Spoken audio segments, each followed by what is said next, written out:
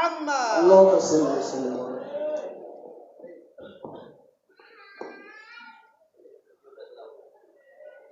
Bismillahirrahmanirrahim. Assalamualaikum warahmatullahi wabarakatuh.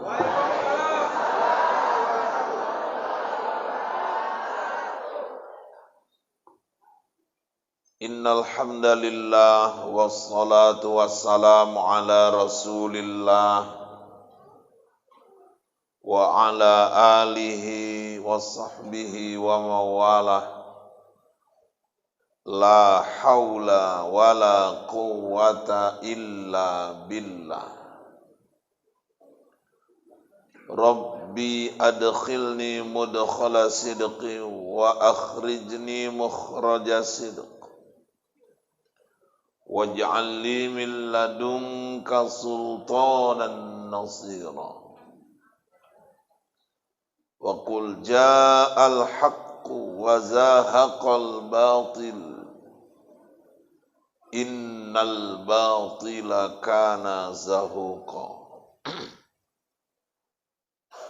Wa qala Allah ta'ala fil Qur'anil Karim. A'udzu billahi minasy syaithanir rajim. Bismillahirrahmanirrahim. Wa amma man khafa maqama rabbih wa nahan nafsa 'anil hawa fa innal jannata hiyal ma'wa. Sadaqallahul azim wa sadaqa rasuluhun nabiyul karim wa nahnu ala dzalika minasy syahidin wasyakirin walhamdulillahi rabbil alamin. Yang sama kita muliakan guru kita Habib Azhar Ali Idrus. Semoga Allah senantiasa menganugerahkan kesehatan kepada beliau. Amin. Yang sama juga kita hormati, kita muliakan guru kita Al-Ustaz Khumaini Hamyar maksud kami. Pimpinan Majelis Al-Mahabbah, hadir juga bersama kita Al-Ustaz Muhammad Iqbal Al-Banjari. Ini famili saya, keluarga saya, karena istri saya orang Banjar. Yang saya hormati penceramah kita yang pertama tadi yang sudah menyampaikan tausiah di hadapan kita, Adinda Al-Ustaz Al-Mukarram Bukhari Al-Hafiz SPDI. Kemudian yang kami hormati seluruh para asatidzah yang tergabung dalam Al-Mahabbah. Hadir juga Ustadz Dahri, kemudian Ustadz Irwanto, sahabat saya, kemudian BKM Masjid Al-Hikmah, bapak-bapak, ibu-ibu, seluruh jamaah yang dirahmati Allah. Kita bersyukur masih dalam suasana pandemi kita masih dapat berkumpul di majelis ini untuk bersama-sama merayakan milad Majelis Zikir Mahabbah yang pertama. Tadi sudah sama-sama kita laksanakan pemotongan tumpengnya. Mudah-mudahan Majelis Mahabbah ini akan terus mendapatkan keberkahan, rahmat dan ridha Allah Subhanahu wa ta'ala. Hampir 2 tahun kita sudah menjalani suasana pandemi ini. Tanpa kita tahu kapan ujung akhirnya.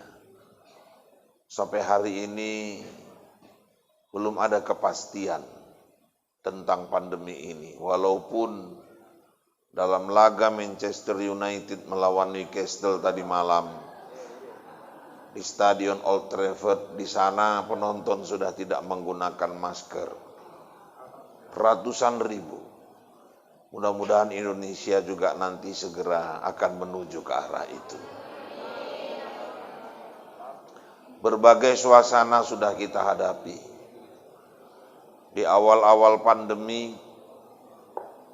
kita dihadapkan pada satu aturan wajib masker kemana-mana.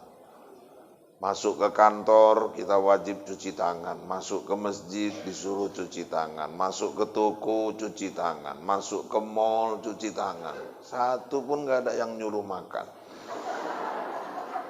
Semua nyuruh cuci tangan. Sementara berbagai macam problematika pengamalan ibadah muncul di tengah-tengah umat. Mulai dari masalah diaturnya jarak saf, kemudian munculnya permasalahan sempat di Jawa tidak boleh dilaksanakan sholat Jumat atau masjid-masjid ditutup. Umroh juga sudah berapa lama jemaah tidak berangkat. Begitu juga dengan pelaksanaan haji, sudah 2 tahun jemaah terus menunggu dan menunggu. Kita berdoa mudah-mudahan suasana pandemik ini cepat berlalu. Amin ya rabbal alamin. Kemarin hari Jumat saya ada mau tausiah ke Jalan Patimura. Sampai di Kampung Lalang jalan ditutup, diarahkan ke Pinang Baris. Masuk sampai ke Simpang Setiabudi arah ke Titi Bobrok juga ditutup. Harus putar lagi jalan. Akhirnya saya betul-betul PPKM, pandai-pandailah kalian mutar, katanya gitu. Bapak-bapak, ibu-ibu sekalian yang dirahmati Allah. Ini semua adalah bentuk. Bisa jadi ujian. Bisa jadi teguran. Bisa jadi ini juga hukuman dari Allah kepada manusia. Tergantung siapa yang menerimanya. Buat orang-orang beriman, jamaah masjid mahabbah, jamaah majelis zikir mahabbah, saya yakin ini ujian dari Allah. Mungkin buat orang-orang yang selama ini ingkar, jauh dari jalan Allah, ini adalah teguran dari Allah. Dan buat mereka yang membangkang dan durhaka kepada Allah, bisa jadi ini hukuman dari Allah kepada kita. Kita tidak usah melihat orang, tapi mari kita baca diri kita masing-masing.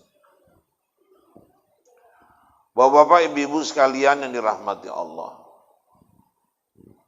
Oleh karena itu, siogianya kita sebagai manusia, sebagai hamba Allah, terus membaca diri kita masing-masing. Sebagaimana peringatan Allah, ya ayyuhalladzina amanu taqullah wal tanzur nafsum ma qaddamat lighad. Baca ke dalam. Beruntunglah manusia yang disibukkan dengan mencari kelemahan dirinya, sehingga dia enggak sempat lagi mencari-cari kelemahan orang lain.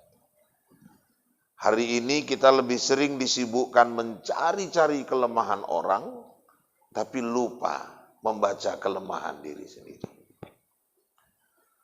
Kalau pulang wirid, pembahasannya luar biasa. Kalau aku nengok Kak Ijah tadi jijik kali. Kenapa Kak? Gayanya itu pede kali, padahal bacaannya nggak karu-karuan. Tajwidnya menyala-nyala. Aku dulu kan ngaji juga. Berapa lama aku ngaji sama Ustadz Iqbal itu, menyala-nyala itu bacaan itu. Panjang pendeknya nggak betul itu. Oh udah Jumat depan kakak aja yang baca. Aku batu. La ilaha illallah. Kalau awak aja pun nggak sanggup, ngapain mencari-cari kesalahan orang lain? Sibukkan diri dengan membaca kelemahan diri kita, sehingga kita tidak sempat lagi mencari-cari kelemahan orang lain. Hari ini yang selalu terjadi, gajah di pelupuk mata nggak kelihatan, tapi semut di seberang lautan nampak. Inilah penyakit bangsa kita hari ini. Bapak Ibu yang dirahmati Allah. Hari ini saya ingin memberikan satu hadiah untuk kita semua. Ada satu doa yang selalu dibaca Nabi oleh Rasulullah SAW di setiap sholat subuh. Doa ini tidak pernah beliau tinggalkan dalam pelaksanaan sholat subuh tersebut. Kalau Nabi sudah mengulang-ulang doa tersebut, itu artinya yang terkandung dalam doa tersebut adalah hal-hal yang sangat penting. Saya yakin Bunda semua hafal doa itu. Insya Allah, karena ini doa masyhur. Dan dulu kita ketika mau masuk ke majelis, atau mau memulai satu majelis, di madrasah, ustadz kita, muallim, guru-guru kita selalu mengajak kita bersama-sama membaca doa ini. Doa itu bunyinya bismillahirrahmanirrahim. Allahumma inni as'aluka ilman nafi'ah wa rizqan halalan thayyiban wa amalan mutaqabbala. Biasa kita tutup dengan birahmatika ya arhamar rahim. 3 permintaan Nabi di sini. Allahumma inni as'aluka ilman nafi'a. Duhai Allah, anugerahkanlah untukku ilmu yang bermanfaat. Wa rizqan halalan thayyiba. Rezeki yang halal lagi baik. Wa amalan mutaqabbala. Jadikan amal-amalku diterima di sisi.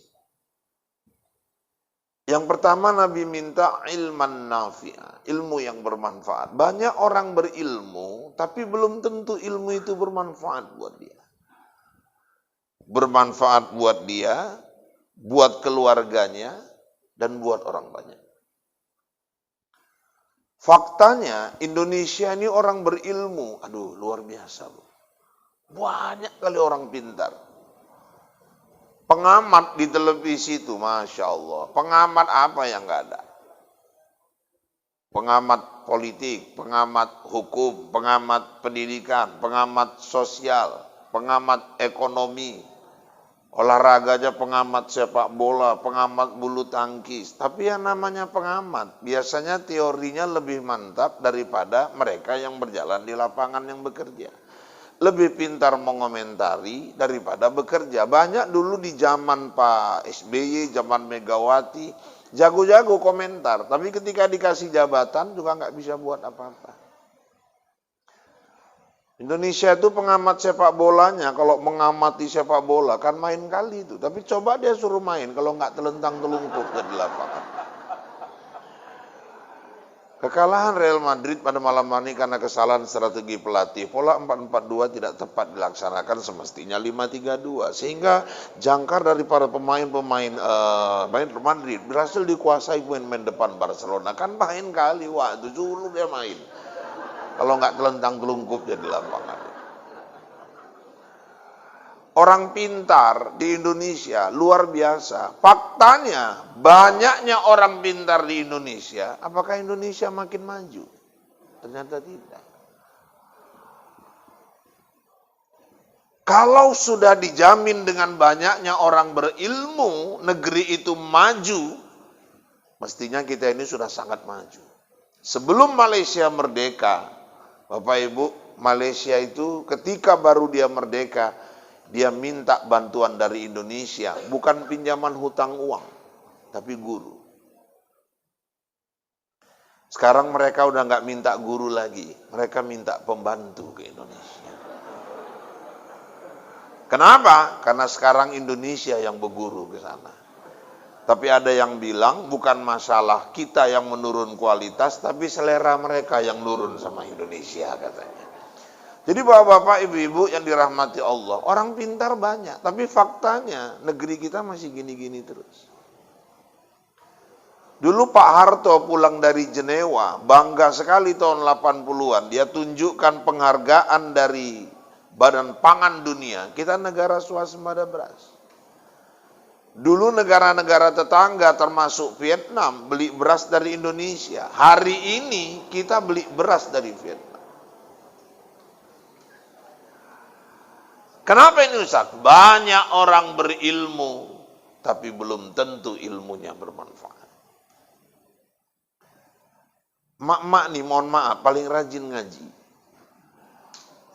Soal ilmu tahajud, bapak-bapak belajar sama mak-mak. Paham orang itu semua. Nama-nama ustadz di Medan, jangankan nama, nomornya tersimpan semua di handphone. Apalagi yang ganteng-ganteng kayak kami-kami ini gitu. Tapi bapak-bapak, ibu-ibu yang dirahmati Allah, sekian kali seminggu mengaji, berulang kali tiap bulan dia mengaji, akan menjadi ilman nafi'ah kalau ilmunya diamalkan. Paham ilmu tahajud, tapi nggak pernah tahajud. Apa manfaatnya? Dia tahu tahajud paling sedikit 2 rakaat, jumlah rakaat nggak terbatas. Yang afdol baca akhir Baqarah, ayat kursi. Kemudian kalau nggak pun hafal baca ayat Al-Kafirun. Paham dia semua. Padilahnya ini, jamnya mulai dari jam sekian sampai jam sekian. Doa tahajud di buku itu hafal dia. Tapi nggak dilaksanakannya tahajud. Maka nggak jadi ilman nafi. Dia paham padilah duha, tapi tidak dia kerjakan. Apa manfaat?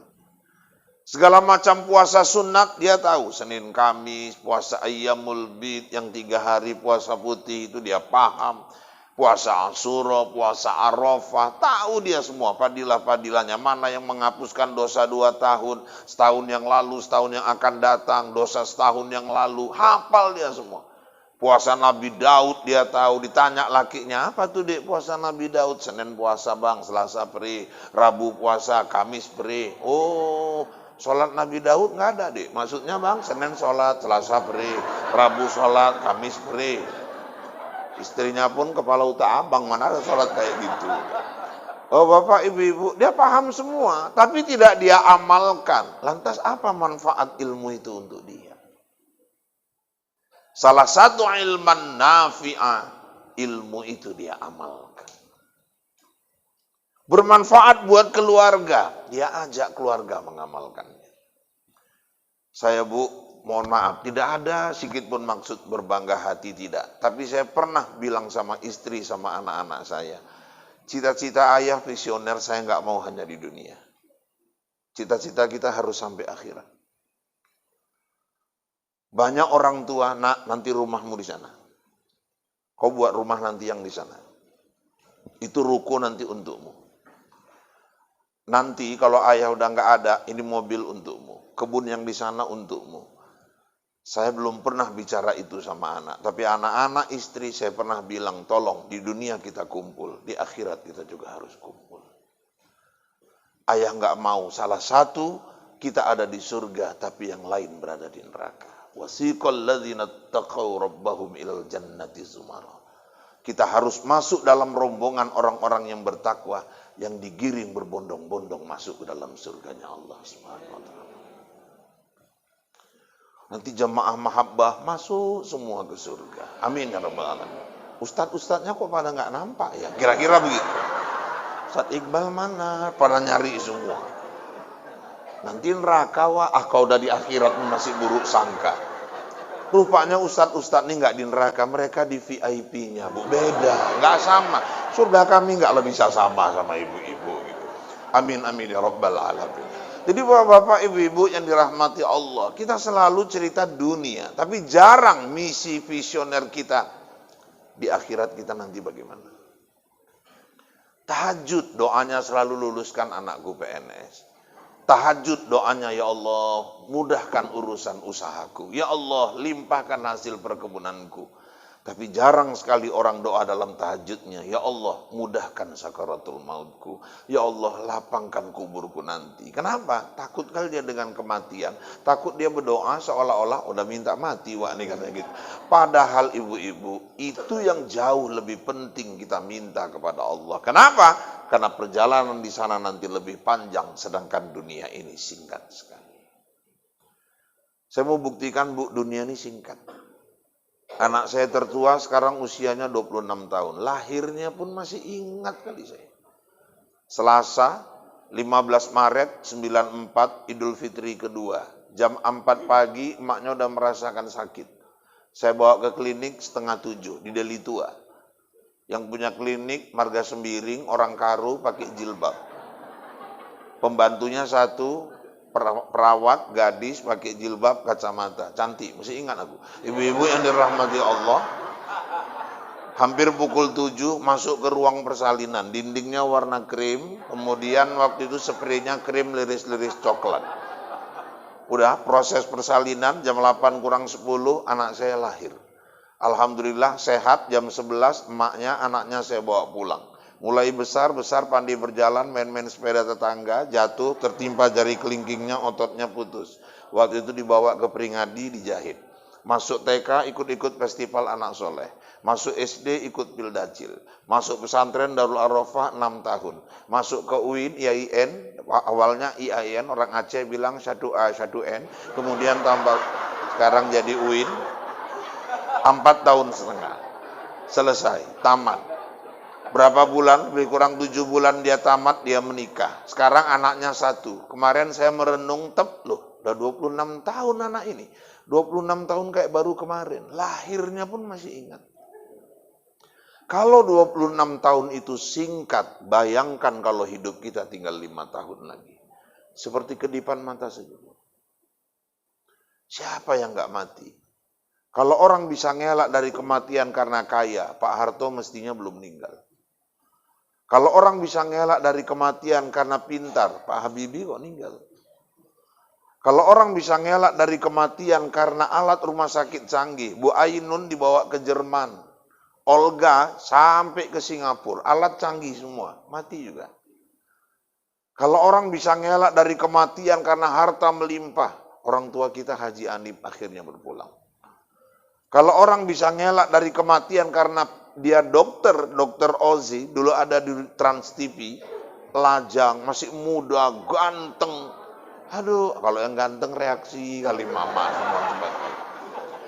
Akhirnya kanker getah bening. Meninggal, semua resep dia tahu. Kalau orang bisa ngelak dari kematian karena cantik, mantanku tuh Julia Perez akhirnya meninggal juga. Gak ada yang bisa ngelak dari kematian, hidup ini singkat. Oleh karena itu, orang-orang mukmin jangka panjang dia programnya, jangka panjang planningnya, bukan cuma dunia, tapi target kita akhirat. Makanya ibu-ibu ngaji, kita orang tua ngaji, ayo apa manfaat ilmu kita buat anak-anak? Sudah saatnya, apalagi kita yang tinggal nunggu-nunggu ini mau apa lagi sama suami bang, ayo tahajud bareng. Bangun nih suami udah kau duluan lah, sama-sama aku mau abang bimbing aku. Kamar mandi duluan. Kamar mandi ibu ambil wudhu, balik. Insya Allah udah tewas balik itu. Percikkan dengan lembut air tuh ke wajahnya bang. Ayo bang, tahajud bang. Bangun dia. Udah kok pakai telekung dulu, pakai sarungmu. Iya, balik tidur lagi. Nah, kalau udah gitu tinggal ngambil kursi. Nah, cuman jangan ibu pukulkan, kasus ibu nanti. Gitu. Duduklah di sebelahnya, bacakan surah Yasin. Insya Allah bangun. Nah, bangun langsung dilepukkan ibu. Nah, barulah sholat tahajud sama-sama. Punya ilmu harus bermanfaat buat keluarga. Punya ilmu harus bermanfaat buat masyarakat. Apa ciri ilman nafi'ah? Ilman nafi'ah salah satu cirinya bertambah khauf, rasa takutnya kepada Allah Subhanahu wa taala. Makanya dulu ahli bilang Hitler itu yang paling dia takuti kalau ada agresi dari negara-negara besar menyerang negaranya. Dulu Bapak Ibu, Mustafa Kamal pimpinan Turki yang paling dia takuti kelompok-kelompok pemberontak dari negaranya sendiri. Di Indonesia, makanya kita nggak berubah. Pemimpin-pemimpin kita banyak pejabat sama Allah Tuhan pun nggak takut. Makanya kita sulit untuk berubah. Orang yang punya ilman nafi'ah akan bertambah rasa takutnya kepada Allah Subhanahu wa taala. Ini yang mulai hilang dari bangsa kita. Seorang anak kecil pun muncul rasa takutnya kepada Allah ketika dibahas tentang rasa takut. Ini langsung Allah buktikan hari ini. Cuman kadang yang tua-tua yang nggak ada rasa takutnya kepada Allah. Makanya bapak-bapak, ibu-ibu sekalian yang dirahmati Allah, ini problem bangsa kita hari ini. Mulai hilang rasa takut kepada Allah. Dari mana memunculkan rasa takut itu Ustaz? Nggak ada lain, iman. Rasa khauf munculnya dari kualitas iman yang baik. Nggak ada lain itu. Makanya kalau hari ini orang bicara imun, salah satu kunci naiknya imun, bagusnya kualitas iman. Kalau orang imannya sudah tinggi, dia pede, dia percaya kemanapun Allah akan menjaga dia. Orang hari ini dilarang berkerumun. Kenapa ibu masuk ke masjid hari ini berkerumun? Iman ibu berkata, aku ngaji, aku zikir, Allah akan jaga aku. Itulah yang membuat imun seseorang naik. Kalau dia merasa ketika dia tolong agama Allah, Allah juga pasti akan menolongnya. Makanya ibu-ibu, iman sesuatu yang paling mahal dalam diri kita. Kita jaga betul-betul. Jangan sampai mati nggak bawa iman. Mau selamat di dunia, iman. Masuk ke kubur, bawa iman. Sampai ke mahkamah Allah di akhirat, imanlah nanti yang akan membantu kita. Salafian, Langkat, Tanjung Langkat, arah ke Bukit Lawang. Tahun awal-awal 2000-an, imam masjid, nazir masjid, dia khatib Jumat, dia juga ketua wirid, dirangkap-rangkap waktu semua. Pokoknya kalau ada orang meninggal, dia melepaskan jenazah. Tapi suatu pagi subuh, dia azan. Selesai azan, kawannya yang maju jadi imam. Dia pulang ke rumah. Maaf, selesai sholat, nggak pakai lagi zikir, dia langsung pulang ke rumah. Bubar orang dari masjid, dia balik ke masjid. 7:30 anaknya kelas 2 SD mau berangkat sekolah. Maknya lagi nyuci. Mak, antarkanlah ke sekolah, mak. Nggak tahu mak keter. Ayah kau ngapain aja di masjid? Jemput ayah sana, kata dia. Jemput ayahnya ke masjid. Sampai di masjid, masuk ke ruang masjid, ayahnya nggak jumpa. Masuk ke gudang, lihat nggak ada. Keliling teras, nggak ada. Masuk ke kamar mandi, rupanya udah gantung diri bapak juga. Bu, akhir hayat kita nggak tahu seperti apa. Wala tamutunna illa wa antum muslimun. Jangan kau mati, melainkan kau tetap dalam keadaan Islam. Jangan kau mati dengan tidak membawa iman. Orang yang mati ketika dia bermaksiat, imannya pergi meninggalkan dia.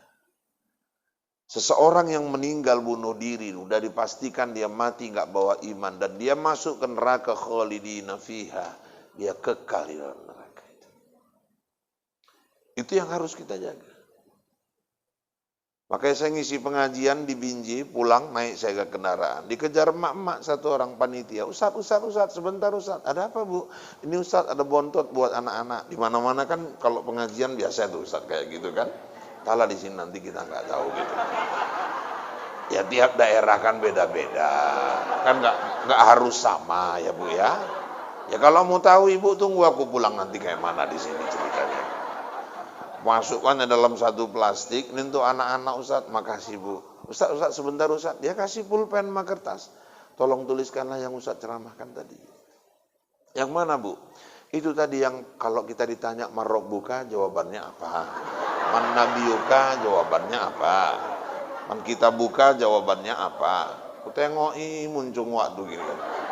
Maksud ibu apa? Ya tolong tuliskan Ustaz. Untuk apa? Saya bilang. Ya dari sekarang dihafal-hafal lah Ustaz, kata dia. Bawa pulang. Nggak perlu saya bilang. Alah sombong kali cuma nuliskan gitu aja Ustaz, nggak mau. Udah bawa pulang, saya nggak mau. Kenapa? Nanti aku yang kasus, aku bilang. Kasus apa Ustaz? Pembocoran soal. Maksudnya gimana Ustaz? Lu anak SMA UN aja gurunya membocorkan soal, bisa ditahan di Polda, Bu. Aku pula membocorkan soal mungkar nangkir, selesai lagu sikat dia nanti. Nggak maksudnya biar dihafal-hafal dari sekarang Ustaz. Nggak perlu. Nanti Ibu dikubur yang jawab bukan ini Ibu. Bukan tangan kita, bukan kaki kita. Iman kita yang akan membantu kita menjawab pertanyaan-pertanyaan malaikat ini. Pelihara iman ini. Itu nanti yang akan memunculkan khauf, yang memunculkan rasa takut kita kepada Allah Subhanahu wa taala.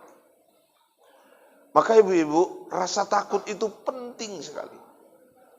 Seseorang berduaan, laki-laki perempuan, seorang wanita mengajak dia berzinah, tapi dia berkata, aku takut kepada Allah. Yang buat dia menghindari itu apa? Imannya. Seseorang ada peluang mengambil uang yang bukan haknya. Satu orang pun bisa nggak tahu, dia bisa manipulasi data. Tapi dia tidak lakukan. Yang melarang dia melakukan itu, imannya. 5 orang anak muda berkumpul, yang 4 ngisap sabu, yang 1 dipengaruhi, dia berkata tidak. Yang melarang dia ngisap sabu itu imannya. Maka yang membedakan seseorang itu di hadapan Allah antara satu dengan yang lain, salah satu adalah imannya, nilai-nilai takwanya di hadapan Allah Subhanahu wa ta'ala. Maka iman ini mahal sekali. Jadi sekarang beginilah Ustadz, ini kajiannya kan menuju rasa khauf kepada Allah. Ya, takut kepada Allah, betul. Macam mana merawat iman agar tetap muncul rasa takut kepada Allah? Pertama, belajarlah untuk mengenal siapa Allah. Pelajari tauhid. Tauhid dikolaborasikan dengan zikir mahabbah, Masya Allah, akan muncul kenikmatan batinnya. Pulang ada ketentraman batin. Maka kekayaan kata Nabi hahuna, letaknya di sini. Bukan di rumah yang mewah. Bukan di mobil yang mewah. Banyak orang naik mobil mewah, hatinya terpenjara. Jangan ketipu. Orang-orang yang naik mobil mewah itu belum tentu batinnya bahagia. Kadang-kadang mereka lebih bahagia lagi, ibu-ibu, mereka-mereka yang naik angkot daripada mereka yang naik mobil mewah. Tergantung suasana batinnya. Makanya bapak-bapak, ibu-ibu yang dirahmati Allah, kadang-kadang pengagum itu lebih bahagia daripada pemilik. Saya ulangi. Pengagum kadang-kadang lebih bahagia daripada pemilik. Saya dulu pernah ditanya, waktu Syahrini masih gadis, saya ditanya sama seseorang, dia nggak tahu saya nggak tahu dia bercanda atau serius. Ustaz, kira-kira kalau Syahrini itu mau sama Ustaz, Ustaz mau nggak? Saya cepat aja jawab, saya nggak mau. Nggak, ini ceritanya kira-kira seandainya dia maulah, saya yang nggak mau. Sombong kali Ustaz, Syahrini se-Indonesia tahu siapa Syahrini, nggak usah kau jelaskan lagi. Kenapa Ustaz nggak mau? Aku pengagum aja, nggak usah jadi pemilik. Kenapa? Jadi pemilik pun aku nggak sanggup. Kenapa Ustaz? Kau bayangkan Syahrini, bulu matanya sebelah 5 juta. Kanan kiri udah 10 juta. Mau berapa kali ceramah aku belikan bulu mata dia. Itu baru bulu mata aja. Syahrini beli tas terbang ke Hong Kong. Awak berikan orang rumah ke pajak Hong Kong. Kan ada beda kali. Dia menghias dirinya, pergi ke salon, dia percantik dirinya. Sekali ke salon 15 juta, 20 juta. Gak sanggup, lebih bahagia pengagum daripada pemilik.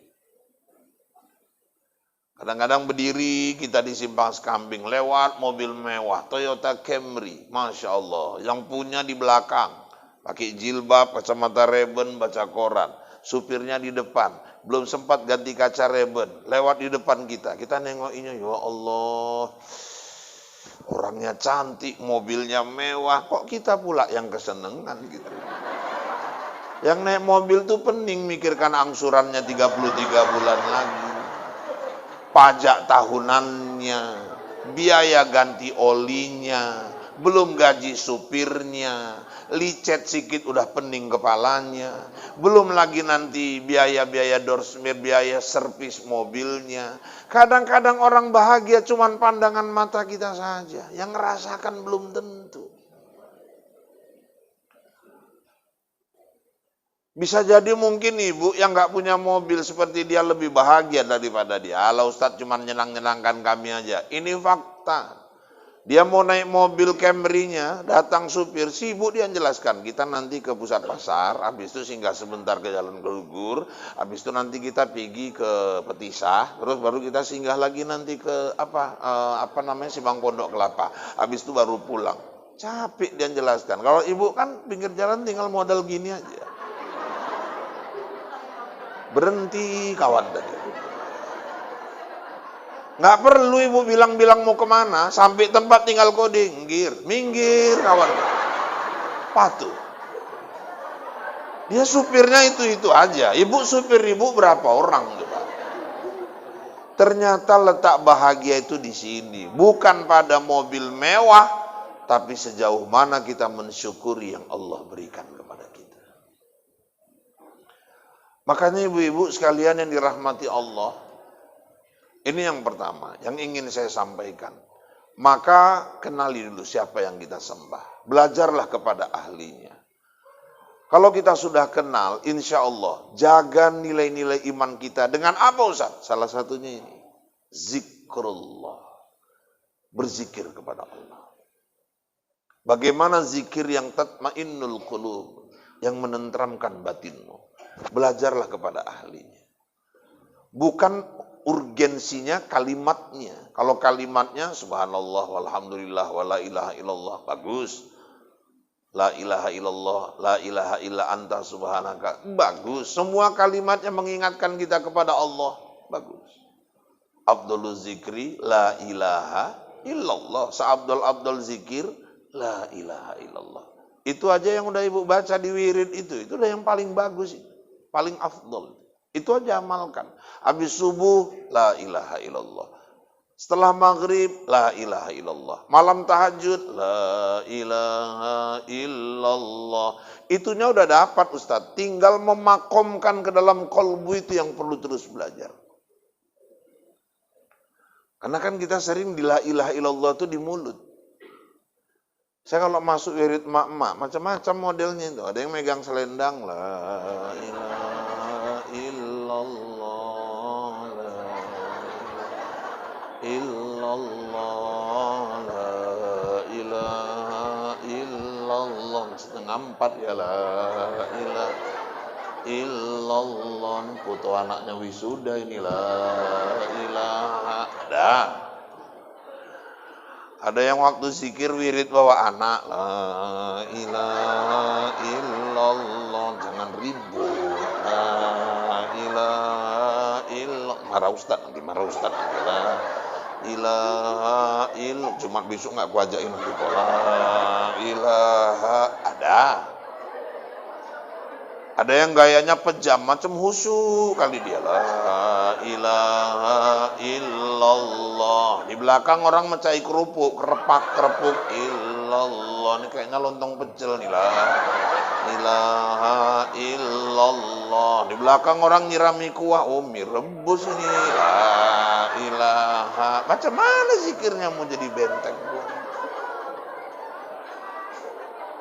Macam mana kita belajar dan terus belajar, menyelaraskan lisan menuntun kolbu untuk memakomkan kalimat la ilaha illallah di dalam hati kita, sehingga ketika kita sakaratul maut, istri tidak ada di sebelah kita, anak-anak tidak ada di sekeliling kita, tapi Allah bantu memudahkan kita mengucap la ilaha illallah. Man akhiru kalamihi la ilaha illallah dakhalal jannah. Orang yang akhir ucapannya la ilaha illallah, dia pasti masuk dalam surga.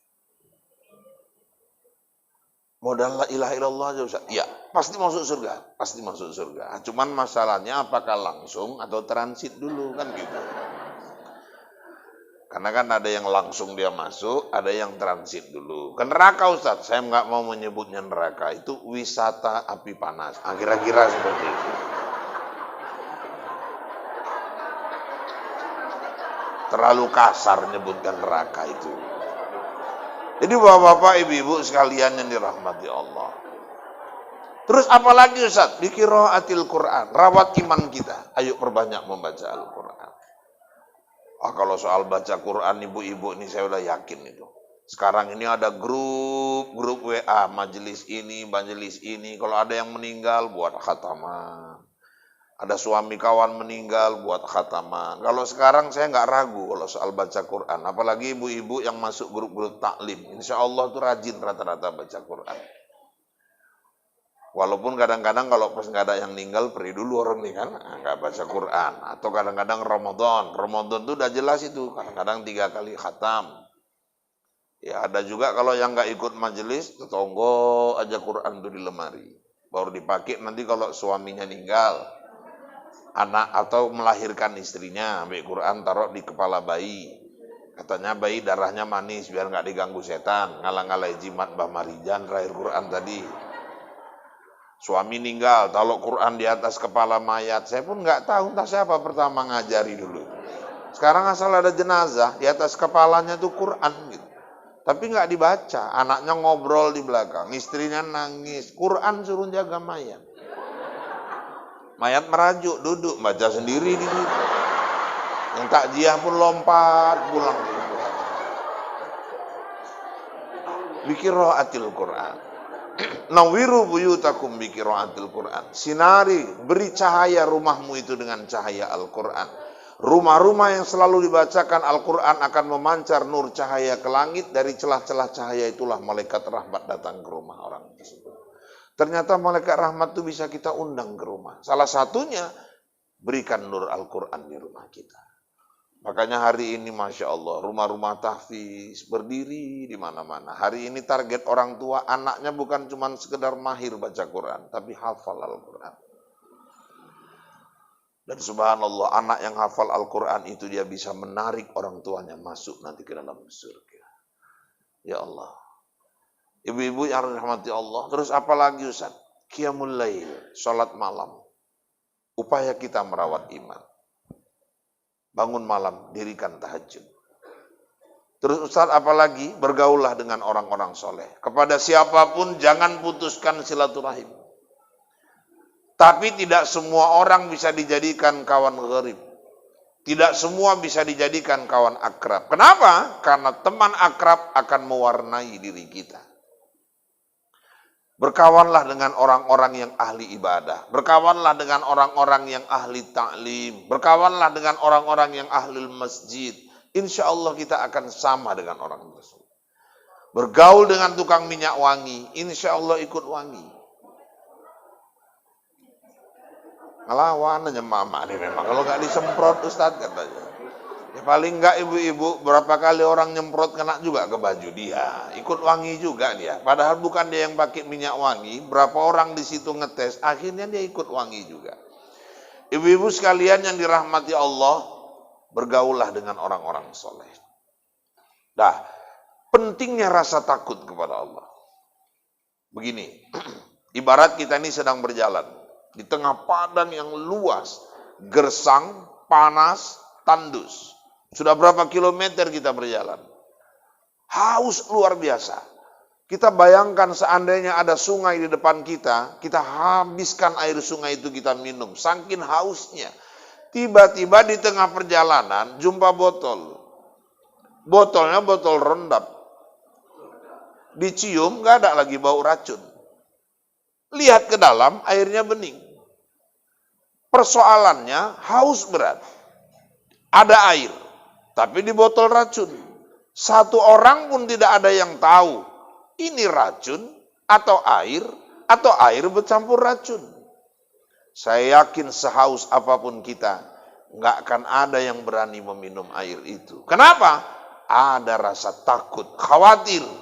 Ini racun atau jangan-jangan air bercampur racun. Itulah perlunya rasa takut kepada Allah. Kalau orang punya rasa takut, jangankan yang sudah jelas-jelas haram, yang samar pun dia nggak akan berani menyentuhnya. Orang kalau punya rasa takut, jalan dia pun dia tata sedemikian rupa. Contoh, ini cerita ini memang kalau nggak pakai contoh agak payah memahaminya. Ibu-ibu kadang-kadang mau pergi undangan. Masya Allah, itu kan bisa persiapannya 40-45 menit itu. Padahal 20 menit sebelumnya lakinya udah siap, manasi kereta. Bukan panas lagi, meleleh udah kereta laki. Bolak-balik di klekson, tintin, terakhir keluar kepala istri dari jendela. Nggak sabar pergi sendiri kau. La ilaha illallah, naik gula laki yang terakhir dengarkan. Tahu-tahu keluar istrinya masih pakai anduk lagi, bawa gantungan baju 2. Bang, cantikan yang merah apa yang biru? Kalau tadi gula naik, ini tensi lagi mulai naik. Ya Allah dek, kau masih urusan milih baju. Iya bang, cantik merah apa biru? Aku suka yang biru deh. Itulah bodohnya bang, katanya pula. Mahal-mahal yang merah bang, ini selisihnya 200, ini pakai payet-payet, ini kainnya memang lebih halus, ini produk luar. Lakinya emosi lontong, kau dengar dulu ya. Ini kan tadi masalahnya kau nanya, kau lebih suka yang merah atau yang biru? Kau tanya aku suka yang biru, kau mau pakai yang merah terserah. Aku nunggu udah 20 menit, udah cepat. Oh gitu bang, ya egal-egal lari lagi balut. 20 menit lagi nunggu, sekali keluar kuning bajunya pula. Ya. Untuk apalah dia tanya sama laki yang tadi masalah merah sama biru itu. Pertanyaannya, kok sebegitunya persiapannya, dia ini mau dilihat siapa? Orang pergi pun sama suaminya. Udah baju jilbab, urusan jilbab lagi. Udah bagus, ujungnya dua-dua ke bawah. Masuk keluar ke kaca, nggak puas. Ini dinaikkan ke sebelah kiri. Terakhir tahan pakai bros di sini. Sana kemari rasanya nggak puas, disilang. Yang ini pun naik, jadi nyilang kanan kiri. Kok nggak puas juga, teringat dia pernah waijah modelnya nggak kayak gitu, dililitnya lah di leher. Macam orang tak gantung diri lah waktu tadi, rap baru ujungnya naik ke atas kayak gareng gini. Pertanyaannya ini mau ditengok siapa? Manusia itu selalu ketika dia mau pergi ke tempat keramaian, dia berusaha tampil secantik-cantiknya, tampil sebaik-baiknya. Sampai di lokasi pesta, cagak kereta, jalannya pun dia tata sedemikian rupa. Cara megang tasnya, cara jalannya. Padahal aslinya ngengkangnya jalan waktu tadi. Ibu bapak yang dirahmati Allah. Kenapa dia tata sedemikian rupa jalannya? Dia merasa sedang diperhatikan orang. Kalau orang yang beriman merasa diperhatikan Allah, kemana dan dimanapun dia akan tata langkahnya sedemikian rupa. Hari ini orang berjalan sesuka hatinya di bumi Allah karena dia lupa ada zat yang mengawasi dia dimanapun dia berada. Itulah yang hari ini sudah mulai hilang. Maka ilman nafi'ah salah satunya adalah munculnya khauf, rasa takutnya kepada Allah Subhanahu wa taala. Satu. Yang kedua, doa Nabi tadi. Warizqon halalan thayyibah. Ya Allah, berikan kepada kami rezeki halal lagi baik. Kenapa tidak berhenti di kata halal saja? Kenapa harus ada thayyibah? Karena ternyata halal belum tentu baik. Kalau sekali ini aku bantah, menyalah Ustaz Rahul itu. Karena kalau udah baik, kalau udah halal, pasti baik. Nggak mungkin kalau nggak baik dihalalkan. Ternyata tidak, Bu. Halal itu belum tentu baik. Bisa dibuktikan Ustaz? Coba kita buktikan. Bu, daging kambing disembelih dengan menyebut nama Allah. Halal. Otak kambing, halal. Hati kambing, halal. Baik nggak kalau yang makan yang tensinya 200? Halal belum tentu baik. Rupanya Wak Leman naik tensi 220. Datang ke rumah, lo kenapa Wak? Udah 2 hari tensi naik aja. Apa masalah Wak? Nggak tahu lah, nengok Wak perempuan kau mau naik aja tensiku sekarang. Oh, udah Wak, ini ada daging kambing, ada hati kambing, mau otak kambing. Inilah obatnya Wak. Oh gitu ya, Wak makan sepuasnya. Insya Allah besok takziah kita ke rumah Wak. Halal belum tentu baik. Jeroan halal, pakis halal, kacang-kacangan halal. Tapi nggak baik kalau dikasih sama orang yang asam uratnya tinggi. Bu, ada yang bilang sama saya, dia kena asam urat, kena kolesterol. Loh, kenapa nggak dimakan, Wak? Itu kari kambingnya, kari dagingnya. Alah, Ustaz, udah dikurangi nikmat, nggak boleh lagi. Oh, salah, saya nggak terima itu. Jangan bilang dikurangi nikmat. Nggak ada istilah dikurangi nikmat. Manusia, berapa tahun dia hidup? Katakanlah 60 tahun. 60 tahun dia hidup, kadar gula pada dirinya sudah dikasih Allah. 60 tahun, sekian mil gula harus ada dalam dirimu. Kolesterolmu dalam sekian tahun itu harus terpenuhi sekian. Masalahnya harusnya terpenuhinya di usia 60, di umur 40 udah diambilnya semua. Jadi yang ada jatah gula dia diambilnya duluan. Jatah kolesterolnya sudah diambilnya duluan. Bukan dikurangi nikmat, kecepatan dia ngambil nikmat itu. Jadi problemnya karena selama ini dia makan berlebih-lebihan. Allah nggak pernah ngurangi nikmat. Kita yang kecepatan mengambil nikmat itu. Maka kata Allah, innallaha la yuhibbul musrifin. Jangan berlebih-lebihan. Sebenarnya semua yang dihalalkan Allah itu baik. Tapi kalau makannya sudah berlebih-lebihan, itulah yang jadi nggak baik. Di Mekah kita bawa jamaah.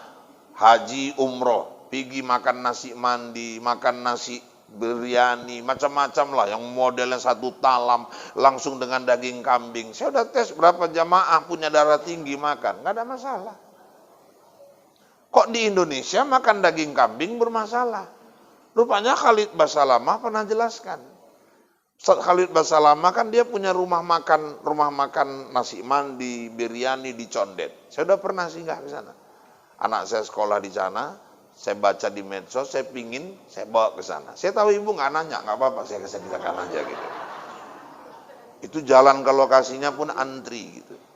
Sampai di sana, lagi pesan azan Isya. Apa dia bilang? Pak, izin kita tutup dulu, kita sholat Isya dulu. Perkara orang rasanya dia nggak puas, mau balik nggak jadi makan, terserah. Pokoknya kalau sudah masuk azan, tutup. Sholat kami semua. Balik, disiapkan makanan. Apa dia jelaskan? Kenapa di Mekah, Madinah, di Arab Saudi orang makan daging kambing itu tidak naik tensinya? Pertama terkait cara penyembelihan. Rupanya sebaik-baik penyembelihan yang paling cepat. Cepatnya penyembelihan harus bendanya betul-betul tajam.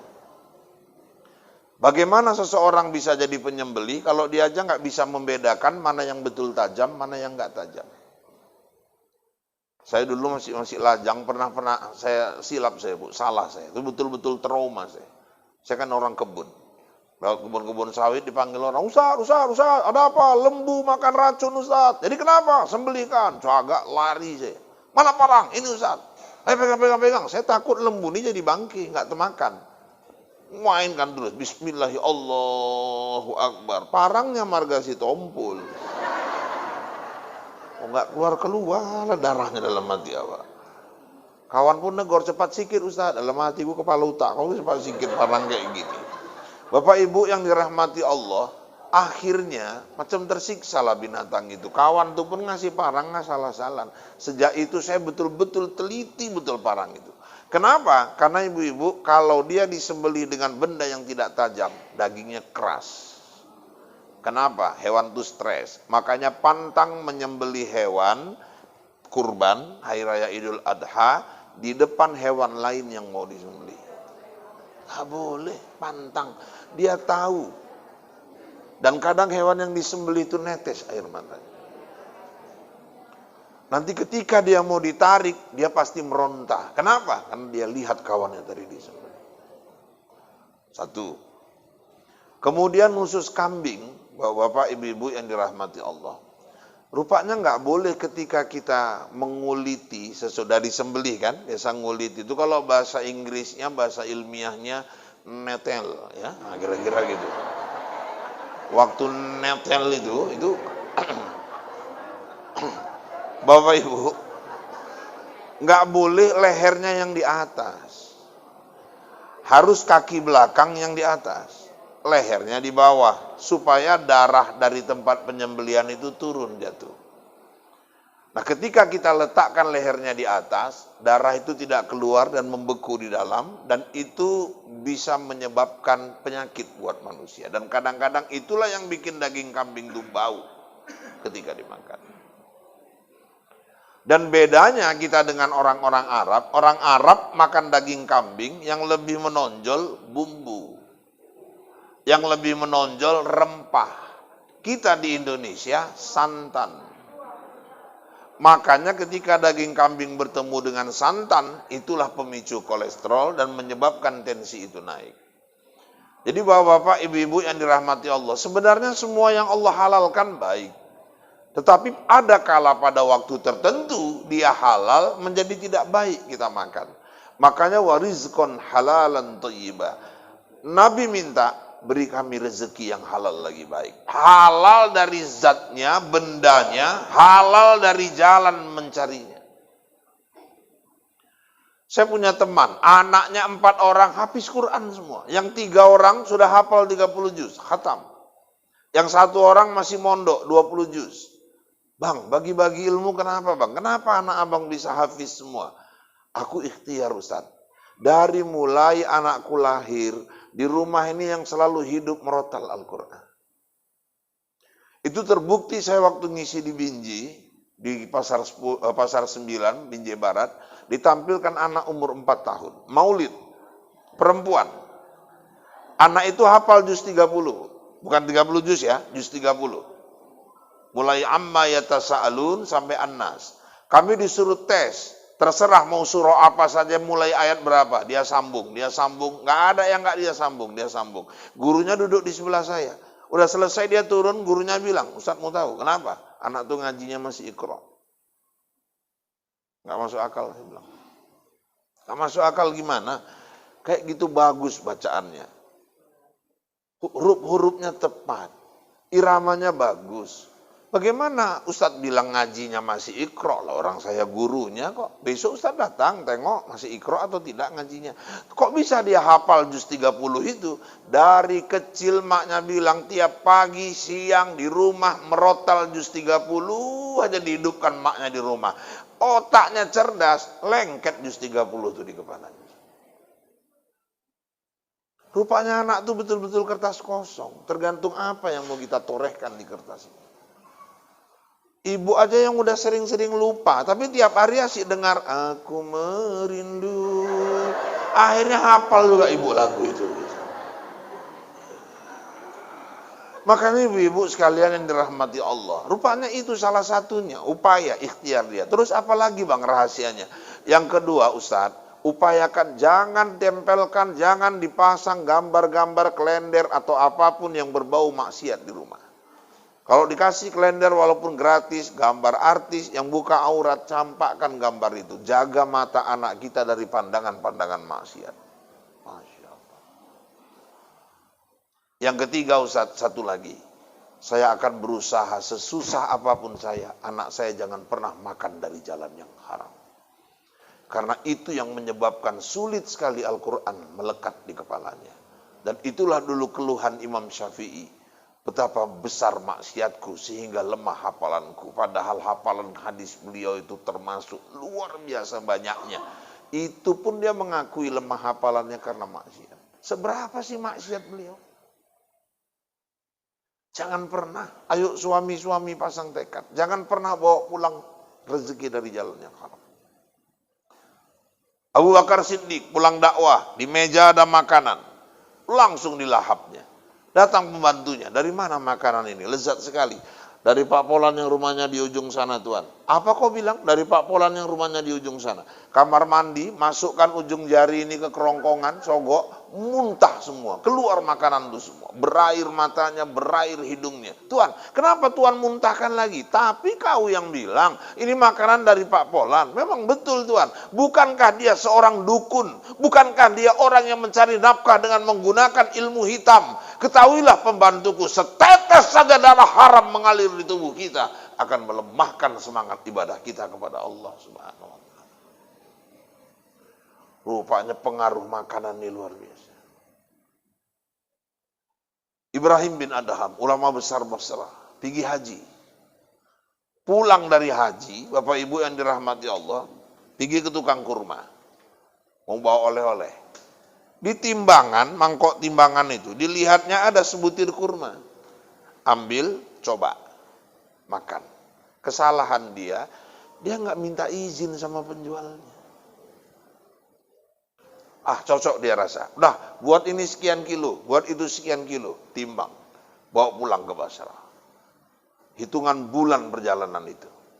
Sudah, sampai di kampungnya, dia sholat di dalam masjid, dengan ma'rifatnya kepada Allah, dia punya keistimewaan. Dia seperti melihat dialog malaikat di depan dia. Inilah Imam Ibrahim bin Adham yang baru pulang haji. Hajinya mabrur. Dia orang soleh. La mabrur. Mardud. Haji dia ditolak di sisi Allah. Kenapa? Karena Ibrahim bin Adham memakan sebutir kurma tanpa minta izin kepada pemilik. Pulang, kumpulkan bekal balik. Putar kepala. Balik lagi ke Mekah. Sampai di tempat pedagang kurma itu, enggak dia dapati lagi bapak penjual kurma itu. Semula orang tua yang jualan di situ. Rupanya yang jualan udah tinggal anak-anak di situ, anak muda. Anak muda, iya. Mana bapak pedagang yang di sini? Innalillahi wa inna ilaihi raji'un. Baru berapa hari yang lalu dia meninggal dunia. Aku anaknya. Ada apa Tuhan? Kau anaknya? Iya. Kau ahli warisnya? Iya. Alhamdulillah. Begini, aku ada kesalahan, kekhilafan. Pulang haji, aku mau beli kurma di sini. Kulihat ada sebutir kurma di atas timbangan, ku ambil, ku makan. Aku salah, aku nggak minta izin kepada ayahmu. Akhirnya itu menyebabkan hajiku tertolak di hadapan Allah. Aku mohon, kau ahli warisnya, ikhlaskan kurma itu untukku. Aku ikhlaskan sejak saat ini. Sujud syukur dia. Cuman masalahnya satu Tuhan. Apa itu? Ahli warisnya kami 7, bukan aku sendiri. Saudaraku ada 6 orang lagi. Diminta satu-satu alamatnya. Didatanginya satu-satu alamat. Minta ikhlaskan satu butir kurma itu. Setelah 7 anaknya mengikhlaskan semua, dia bermunajat lagi berdoa dalam masjid. Dia seolah melihat malaikat berkata, hari ini Haji Ibrahim bin Adham telah diterima di sisi Allah Subhanahu wa ta'ala. Ini penyakit nih. Pergi ke tukang buahnya sibuk jualin, diambil waktu ada salah, kupas. Muncungnya makan, enak aja waktu makan. Oh manis ya, minta izin pun enggak. Padahal di Mekah, orang kalau beli kurma, dia tanya dulu, halal, tekan. Pindah ke sebelah, halal, tekan. 10 tukang kurma, kenyang juga waktu terakhir. Lebih sekilo ditekan waktu lagi rupanya. Modalnya halal aja. Terakhir pulang nggak ada yang beli, terima sedekah dari masjid semua. Jadi bapak-bapak, ibu-ibu itu bagian dari siasat dalam berniaga di Mekah. Jadi bapak-bapak, ibu-ibu pastikan, ayo rizqon halalan thayyibah. Terakhir, wa amalan mutaqabbala. Terimalah amal-amalku. Satu musibah yang besar ketika kita banyak beribadah, tapi ibadah kita ditolak di sisi Allah. Sholat nggak pernah tinggal. Tiap malam tahajud. Haji 3 kali kayak Haji Muhyiddin. Sedekahnya luar biasa. Sampai di akhirat, di mahkamah Allah. Rupanya Allah tolak ibadah-ibadah itu. Bahasa anak sekarang zong. Kecewa. Nggak sesuai harapan. Ustaz, apa yang menyebabkan amal itu tertolak? Pertama, amal itu tak sesuai dengan Quran dan Sunnah. Bapak Ibu yang dirahmati Allah, maka jangan taklid buta. Kita belajar, sini ada ustadz-ustadz kita. Jangan belajar ustadznya Mbah Google. Kalau ibu belajar sama Mbah Google, ada yang nggak jelas, ibu nggak bisa tanyakan sama dia. Tapi kalau kepada guru, ada yang mempertanggungjawabkan apa yang dia ajarkan kepada ibu. Dan tolong ayo, satukan umat ini. Mahabbah inilah pemersatu umat. Kita harapkan seperti itu. Majelis-majelis zikir harus menjadi pemersatu umat. Hari ini berhasil orang mengobok-obok Islam ini. Kita ini dilaga-laga terus. Muncul bapaknya para janda, Abu Janda. Itu kan melaga-laga umat Islam terus kerjanya itu. Ada Denny Siregar. Terus timbulkan provokasi supaya yang sini membenci yang sana. Yang sana membenci yang sini. Kelompok para habaib hari ini Bapak Ibu dilaga dengan ulama-ulama NU. Padahal dulu ulama NU dan para habaib bersama-sama berjuang memerdekakan negeri kita ini. Itulah kerja mereka hari ini. Karena tidak ada lain, belajar dari zaman penjajahan. Kalau mau melemahkan Indonesia, pecah belahkan umatnya. Bu, mohon maaf, terlepas dari pandangan kita berbeda, tapi saya melihat jamaah tabligh tetap saudara kita. Jangan hinakan mereka. Salafi itu tetap saudara kita. Mungkin ada prinsip-prinsip fikih kita berbeda dengan mereka, tapi kita tetap diikat dengan kalimat La ilaha illallah. Pak Ijek juga orang tabligh.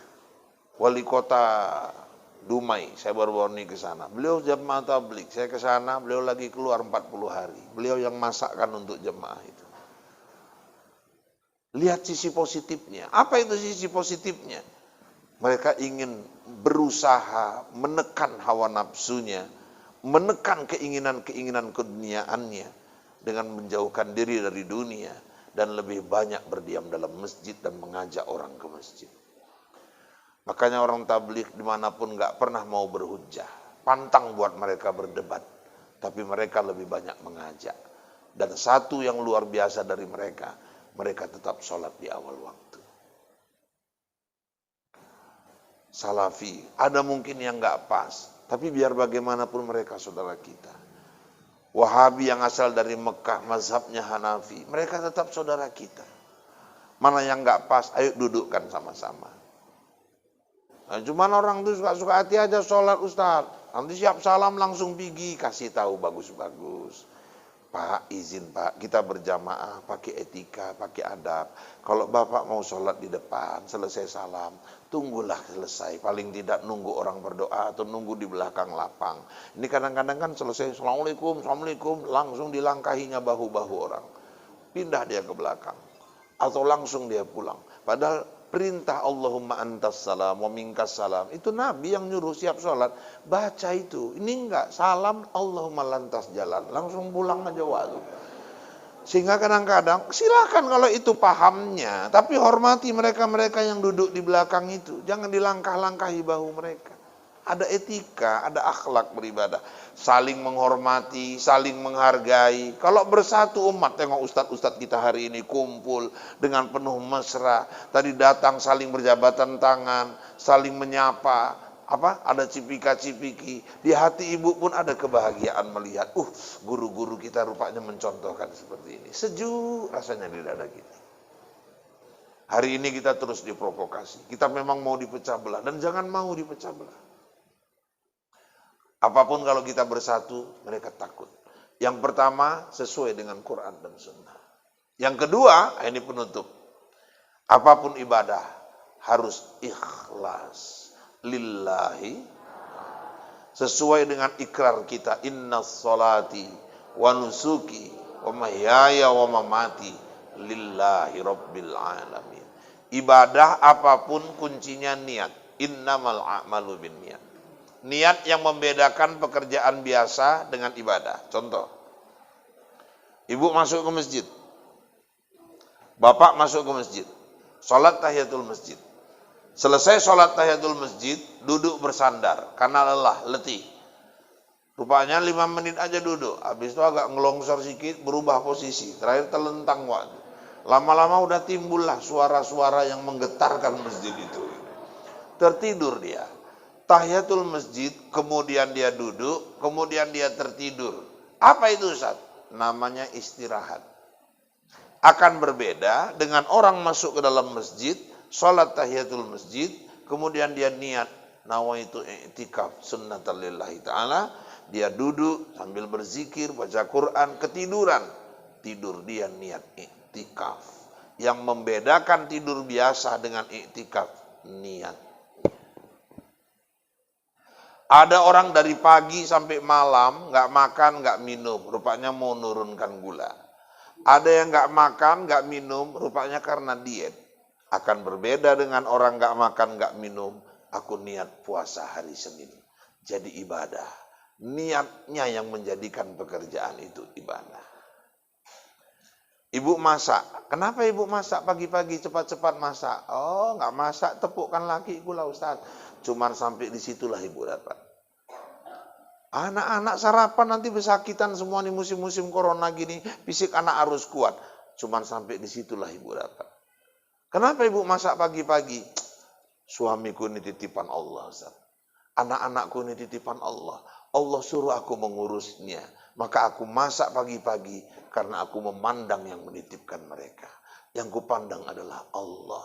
Ibu masak jadi ibadah. Sambil salatullah, salamullah. Tambah lagi pala. Seng, goreng ikan. Ala toha rasulillah. Ikan pun gosong. Salatullah, akan berbeda. Makanya tiap hari ibu bisa 24 jam ibadah terus. Bangun tidur, alhamdulillahilladzi ahyana ba'da ma amatana wa ilaihin nusur. Ibadah. Masuk kamar mandi, liila fi Quraisy. Jangan di dalam kamar mandi, di luar. Dulu kiai saya ngajarkan itu sebelum masuk kamar mandi, di pintu luar. Ila fihim rihlatas syita'i was-sayf. Falyabudu rabb hadzal bait alladzi at'amahum min ju' wa amanahum min khauf. Jam 3, jam 4 kau mandi pan enggak ada masalah. Mandimu buat sehat. Masuk kaki kiri. Kenapa kaki kiri? Nabi ngajarkan itu. Maka jadi ibadah. Laki-laki buang air kecil jongkok. Kenapa jongkok? Nabi nyontohkan. Karena ngikut Nabi. Jongkok itu jadi ibadah. Siap kencing buang air kecil. Mendehem 3 kali. Ajaran Nabi. Memastikan habis semua air sendinya. Jadi ibadah. Mandi awali dari sebelah kanan. Ibadah. Keluar dari kamar mandi kaki kanan. Ibadah. Kadang ngikut Nabi. Sholat udah jelas ibadah. Masak karena Allah ibadah. Ibu nyapu karena Allah cinta kebersihan ibadah. Kerja berangkat bismillahirrahmanirrahim ibadah. Kerja dengan jujur ibadah. Sampai pulang malam mau tidur, kebetulan suami itu ada hajat misalnya ya kan. Allahumma jannibni syaiton wa jannibi syaiton ma razaqtana. Pakai doa dulu, ibadah. Ya kan? Itu doa apa Ustaz? Doa hajat. Nah, itu tadi kan masalahnya. Mana sempat lagi doa Ustaz? Ya Allah, doa sebaris pun enggak sempat lagi waktu, udah parah kali.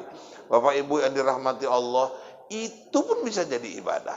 24 jam semua jadi ibadah. Niatkan semata-mata karena Allah Ta'ala. Dan yang paling penting niatnya ikhlas lillahi Ta'ala. Ikhlas itu enggak gampang. Mudah mengucapkannya, berat ngamalkannya. Ibu ngerawat anak orang, udah, anak adik, anak kakak, atau mungkin anak kenalan ibu besarkan, ibu sekolahkan, kuliahkan, dapat kerja, nikah, udah, terakhir udah nikah, dia buka usaha, 3 tahun lebaran nggak pernah datang ke rumah ibu. Apa ibu bilang? Gak ada otak itu anak itu. Ku sekolahkan, ku kuliahkan, besarkan sampai kawin cuma laki ya. Raya sekali pun nggak pernah datang. Pahala ibu nyekolahkan dia hilang. Kenapa? Ibu rupanya masih menuntut balasnya. Ikhlas tuh nggak gampang. Hati-hati, jangan ingin dipuji orang. Semua motivasinya harus ke sana. Ibu puasa Senin, kumpul pengajian. Mau buat acara wisata dakwah. Mau ngajak Ustadz Iqbal, Ustadz Dahri, Ustadz Rahul jalan-jalan ke Perapat. Aku nggak nolak itu, insya Allah siap aku menerimanya itu. Udah, rupanya 7 orang rapat, disediakan 7 teh manis. Yang 6 minum semua. Ibu nggak minum karena ibu puasa Senin. Ibu tunggu-tunggu, kok nggak ada yang nanya kenapa aku nggak minum gitu. Rupanya dia berharap ditanya gitu. Terakhir sampai bubar, lontong lah satu pun gak ada yang nanya. Bukan ditanya kayak kenapa gak minum, cuman mau ngasih tahu orang tuh bahwa dia puasa. Awas, di hati ibu sudah ada ria. Hati-hati, kenapa? Motivasi ibadahnya karena ingin dipuji oleh orang lain. Nanti di akhirat, mana pahala ibadahku ya Allah? Jangan kau minta sama aku, minta sama orang yang kau harapkan pujiannya itu. Ayo. Motivasi ibadah ke sana. Cemana kalau sedekah diumumkan Ustaz? di surah Al-Baqarah 271. Bersedekah dengan terbuka, tahu orang, itu baik. Tapi kalau kau tidak bisa menjaga hatimu dengan bersembunyi, itu jauh lebih baik. Kalau misalnya dia jadi dakwah supaya orang lain tergerak, bagus juga. Tapi tetap jaga hati. Di Binjai ada kiai. Ibu-ibu udah meninggal. Dulu orang kebun, ahli sejarah, ahli tarikh, guru saya. Sampai pensiun nggak bisa buat rumah. Satu hari muridnya datang. Assalamualaikum Kiai. Waalaikumsalam. Kiai masih ingat saya? Enggak. Saya murid Kiai dulu. Iya. Terus kawan saya dulu sebangku, murid Kiai sekarang di Jakarta. Dia sukses. Ini disodorkan untuk Kiai. Apa ini? Akte jual beli tanah. Ada sebidang tanah di Binjai Timur, serantai setengah, sudah dibuat atas nama Kiai itu. Tolong tanda tangan Kiai, ini hadiah dari beliau untuk Kiai. Kau serius ini? Serius. Yang ini kita lihat nanti tanahnya Kiai. Tolong tanda tangani. Ini siapa ini yang ngasih? Amanah dia, saya nggak boleh ngasih tahu Kiai apa dia. Ini rahasia. Cek ke lokasi. Serantai setengah.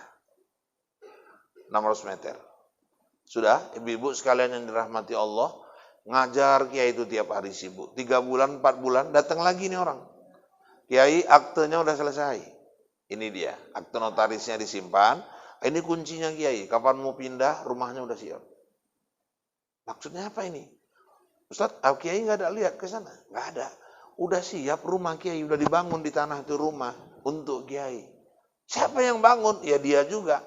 Nggak, sebetulnya siapa dia ini? Kawan saya dulu sekolah Kiai. Tolong namanya.